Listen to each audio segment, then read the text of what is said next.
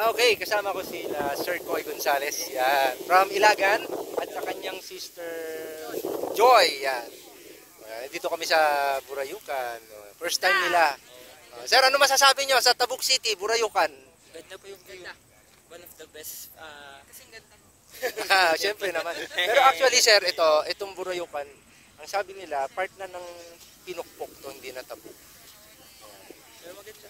Maganda sir, ano? Parang walang init yan. Oo, ngayon kasi nakatago si Haring Araw. Perfect view, di ba sir, ano? Perfect view, parang Bohol, no? Parang Bohol. Salamat sir sa pagdalaw, ha? Yes, thank you din po. Kanya nilang mga parents, ayun. At ang aking ninang at ninong, yun. Alright. Pang reels mo sir, saka TikTok din. Shorts pala, shorts. Sa YouTube. Sulit ba sir? Oo, naka-video, kaway-kaway lang. Ayun oh. Okay, papaba na kami. Kakain kami ng pansit. Ayan. Galing kami doon kanina. Mas magandang view pero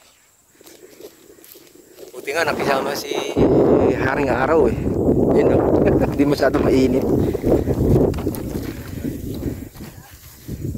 Ayan. First time at nilang pumunta dito eh. O diba? Worth it.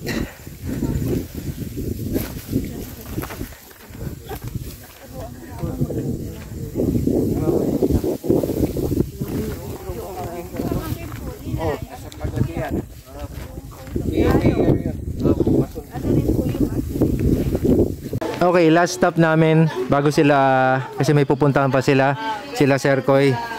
Dito kami sa Green Minded Hydroponics. Ayan, patitikman natin ang Green Minded ni Sir Red. Ayan, ang kanilang lettuce hydroponics. Yan, sila Ma'am Merlita at sika shoutout sa iyo si Ma'am Candy. Ayun oh, sila Ma'am Candy. Ayan, mga magkakakilala pala sila.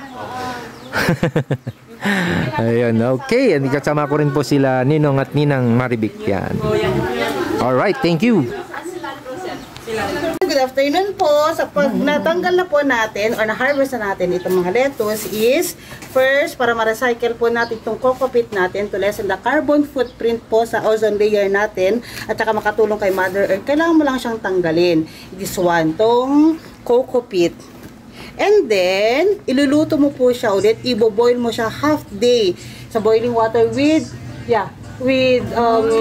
hydrogen peroxide para maging sterile yung coco peat dahil hindi tutubo ang mga seedling natin pag madumi. That makes our hydroponics lettuce very safe.